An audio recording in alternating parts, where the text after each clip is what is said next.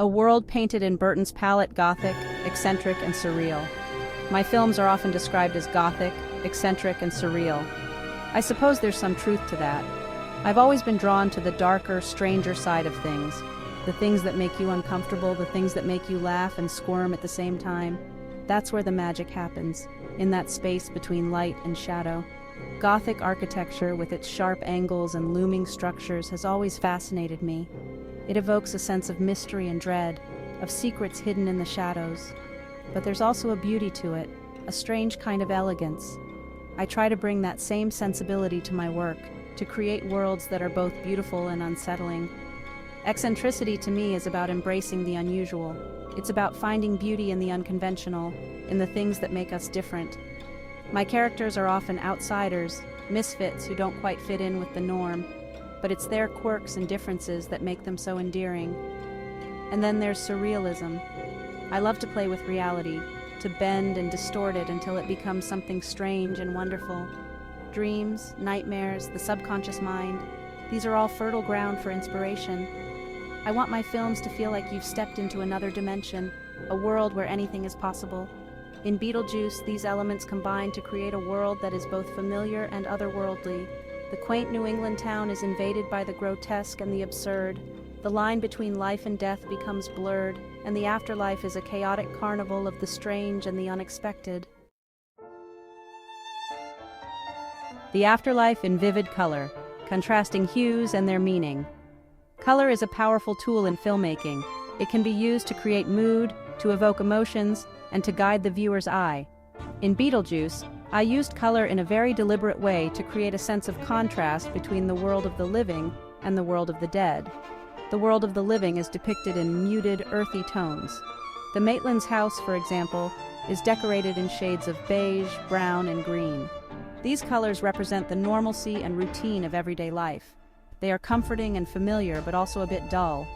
The afterlife, on the other hand, is a riot of color. The netherworld is a swirling vortex of purple, green, and orange. The sandworms are bright pink and yellow, and Beetlejuice himself is a walking, talking cartoon, with his green hair, striped suit, and rotting teeth. This stark contrast in color palette highlights the vast difference between the two worlds. The afterlife is chaotic, unpredictable, and full of surprises. It is a place where the rules of reality no longer apply. Houses that breathe.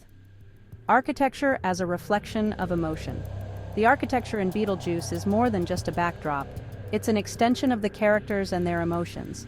The Maitland's house, for example, is a reflection of their personalities. It's a charming old Victorian, full of character and warmth. But it's also a bit cluttered and chaotic, just like the Maitlands themselves.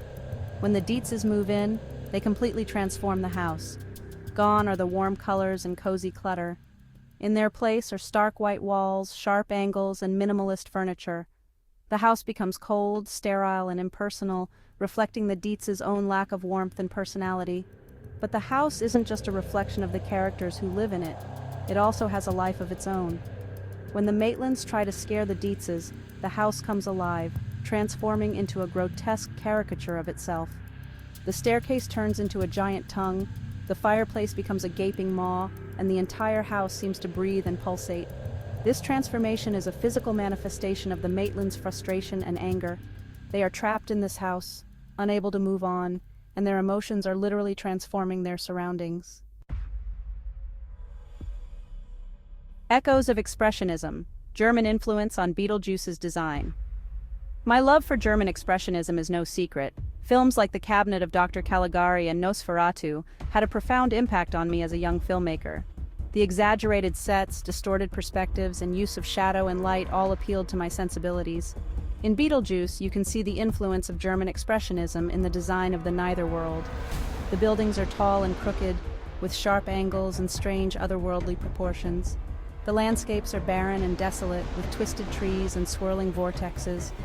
This style of filmmaking perfectly captures the disorienting and unpredictable nature of the afterlife. It's a world where the rules of logic and reason no longer apply, a world where anything is possible.